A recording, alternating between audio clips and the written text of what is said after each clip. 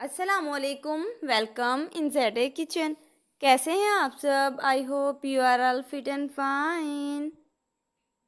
आज हम बनाएंगे शामी कबाब, जो ईद के दिनों में तो पसंद किए ही जाते हैं, लेकिन आम दिनों में भी लोग इन्हें बहुत पसंद करते हैं।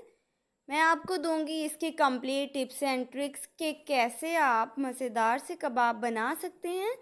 सो हमारे साथ रहिए और वीडियो को एंड तक देखिए। Let's start the recipe. बिस्मिल्लाहिर्रहमानिर्रहीम।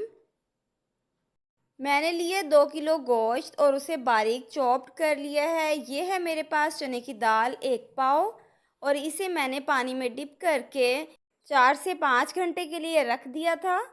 ये इसमें शामिल कर दी है। अब इसमें शामिल करते हैं धनिया 2 चम्मच। इसका हम मसाला तैयार करेंगे। अब इसमें जाएगी कुटी हुई लाल मिर्च 2 चम्मच शामिल करेंगे। इसके बाद इसमें जाएगा गरम मसाला 1 चम्मच भर के। अब इसमें जाएगा नमक 1 चम्मच। नमक के बाद इसमें शामिल करेंगे लाल मिर्च पाउडर 1 चम्मच। अब इसका मेन इंग्रेडिएंट इसमें ऐड किया है लहसुन अदरक का पेस्ट 1 टेबल स्पून भर के। पानी इसमें शामिल करेंगे 1.5 गिलास के करीब। अब इसे कर लेते हैं अच्छे से मिक्स। जब तक ये मिक्स होती है, जो लोग मेरे चैनल पे नए हैं वो चैनल को सब्सक्राइब कर लें और साथ लगे बेल आइकन को दबाना मत भूलें, ताकि मेरी न्यू वीडियोस की नोटिफिकेशंस टाइमली आपको मिल सकें और आप मेरी मज़ेदार सी रेसिपीज़ देख सकें। मिक्सिंग मैंने कर ली है। अब हम इसे कर देते हैं cover. Low to medium flame पर हम इसे पकाएंगे। तकरीबन 10 मिनट गुजरने के बाद मैंने इसे चेक किया है। गोश्त ने अपना पानी काफ़ी हद तक छोड़ दिया है। पानी हम इसमें मज़ीद ऐड नहीं करेंगे, इतने ही पानी में ये बन जाएगा। इसे मैंने थोड़ा मिक्स कर लिया है। अब दोबारा इसे कवर कर देते हैं। मज़ीद 15 मिनट कवर करके इसे मैंने पकाया है और पानी बिल्कुल खुश्क हो चुका है। दाल भी गल चुकी है।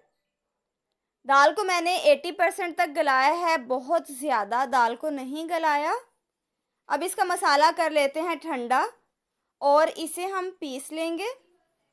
तो मसाले को मैंने पीस लिया है। अब इसमें हम कुछ स्पाइसेस ऐड करते हैं। गरम मसाला 1 चम्मच से कुछ कम मैंने शामिल किया है। लाल मिर्च पाउडर 1 चम्मच तकरीबन, और नमक आधा चम्मच इसमें शामिल करेंगे। इसकी कर लेते हैं मिक्सिंग। अब हम नॉर्मल साइज़ के कबाब बनाएंगे। कबाब को आप 2 सूरतों में सेव करके रख सकते हैं। जब इसका मसाला तैयार हो जाए आप तब भी इसे सेव करके रख दें, या कबाब बनाने के बाद इसे आप कई दिनों के लिए सेव करके रख सकते हैं और जब चाहें आप निकाल के इसे फ्राई कर सकते हैं। चूल्हे पर तवा मैंने रख दिया है और ऑयल उस पर शामिल कर लिया है। मैंने लिया है 1 एग और उसे अच्छे से फेंट लिया है, और कबाब को उसमें डिप करने के बाद मैंने इसको चूल्हे पर फ्राई करने के लिए रखा है। गरम ऑयल में मैंने इसे शामिल किया है। लो टू मीडियम फ्लेम पर हम इसे फ्राई करेंगे। इसको गलाने की तो ज़रूरत नहीं है, तो ये जल्दी से फ्राई हो जाएंगे। फ्राई होने के बाद मैंने इसे साइड्स पे कर दिया है ताकि ये थोड़ा क्रिस्पी भी हो जाए। अब इन्हें निकाल लेते हैं और बाकी मैंने कबाब इसमें ऐड कर दिए हैं। इसी तरह मैं सारे कबाब फ्राई कर लूँगी। जो कबाब फ्राई हो जाए उसे 1 बाय 1 निकालते जाएंगे। मेरे तमाम कबाब हो चुके हैं फ्राई। अब उसे डिश आउट करते हैं और देते हैं बहुत ही प्यारा सा लुक। ज़्यादा टाइम भी नहीं लगा और जायका भी इसका बहुत मज़ेदार है। कलर बहुत ज़बरदस्त आया है। शामी कबाब आप ज़रूर ट्राई करें। वीडियो को लाइक और शेयर करें। अपना बहुत सारा ख्याल रखें। अल्लाह हाफिज़।